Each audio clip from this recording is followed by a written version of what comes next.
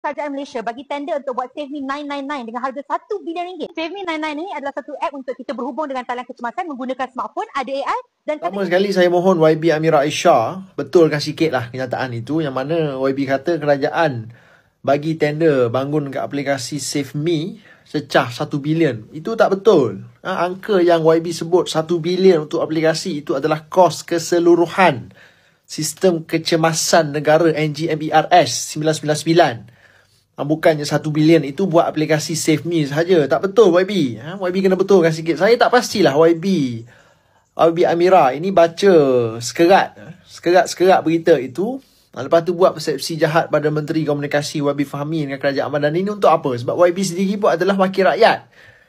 YB tahu kesan menyebarkan berita palsu ini sangat besar. Jadi baru-baru ni kerajaan umum lah sistem NGMERS 999 ini beroperasi sepenuhnya 16 November 2025, kerjasama strategik Kementerian Komunikasi dengan Telekom bersama agensi-agensi kerajaan lain, kesinambungan kepada sistem MERS 999 yang dah beroperasi sejak daripada 2007. Jadi bawah sistem NGMERS 999 ini ada 4 pula aplikasi Save Me 999, Save Me Blind, Save Me Deaf dengan Save Me Police. Semua ini option tambahan untuk kerajaan dapatkan segala macam maklumat digital, lokasi, gambar, data, supaya lebih cepat proses nak sambung ke satu poin kepada satu poin itu lebih cepat. Itu aja. Benda ini bukan syarat utama, hanyalah option tambahan, bukan paksaan untuk rakyat biasa. Sistem ini,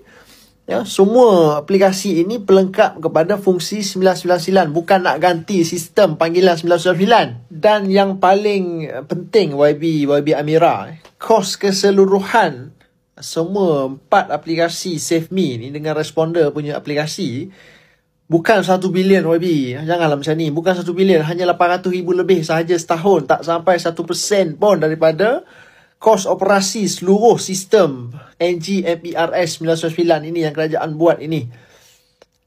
Kos keseluruhan, kalau nak cerita soal kos total sistem NGMERS 999 ini, cecah 1.25 bilion untuk tempoh berapa lama? 11 tahun punya tempoh.